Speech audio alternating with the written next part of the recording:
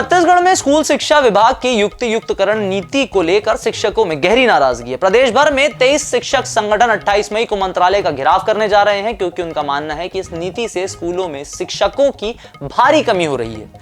खासतौर पर प्राथमिक और पूर्व माध्यमिक विद्यालयों में इसका असर बच्चों की पढ़ाई पर पड़ रहा है। इससे शिक्षा व्यवस्था में अव्यवस्था की स्थिति बन गई है। यदि शिक्षकों की मांग पर विचार नहीं किया गया तो इसका सीधा असर छात्रों की शिक्षा गुणवत्ता और भविष्य पर पड़ सकता है।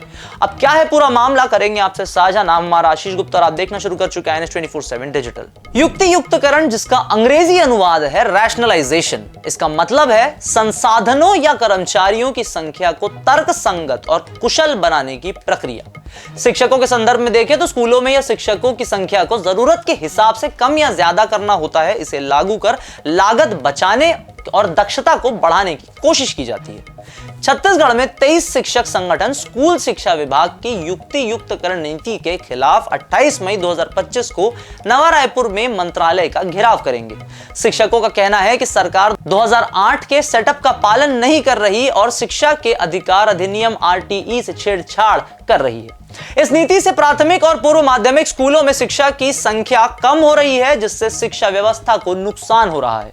शिक्षक संगठनों ने चेतावनी दी है कि अगर मांगे नहीं मानी गई तो उग्र आंदोलन होगा। 26 मई को रायपुर के प्रेस क्लब में 23 शिक्षक संगठनों के अध्यक्षों जैसे कि केदार जैन, मनीष मिश्रा और वीरेंद्र दुबे ने पत्रकार वार्ता में बताया कि पिछले साल भी युक्तियुक्तकरण का विरोध हुआ था। तब सरकार ने वादा किया था कि नया सेटअप लागू करने से पहले शिक्षक संगठनों से बात की जाएगी, लेकिन इस बार गर्मी की छुट्टियों में बिना सहमति के युक्तियुक्तकरण शुरू कर दिया गया। यह शिक्षकों के साथ धोखा है और उनकी मांगों को नजरअंदाज करता है। अब एक नजर डालते हैं कि इनकी क्या है 4 प्रमुख मांगे।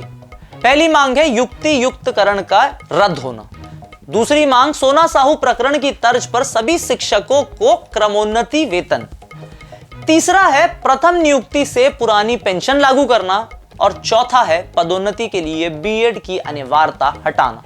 संजय शर्मा और विकास राजपूत ने बताया कि बीएड और डीएड दोनों को पदोन्नति के लिए मान्य करना चाहिए। ये मांगे शिक्षकों के हक और शिक्षा की गुणवत्ता के लिए जरूरी है। 28 मई को सुबह 10 बजे से तूता धरना स्थल पर प्रदर्शन शुरू होगा, जो रैली के रूप में मंत्रालय तक जाएगा। हजारों शिक्षक इस घेराव में शामिल होंगे। यह आंदोलन शिक्षा व्यवस्था पर सरकार की नीतियों से उपजी चिंता को दर्शाता है। अगर सरकार ने शिक्षकों की बात नहीं सुनी तो कानून व्यवस्था की जिम्मेदारी भी उनकी होगी। शिक्षकों की एकता और यह प्रदर्शन शिक्षा के भविष्य के लिए अहम रूप में देखा जा रहा है।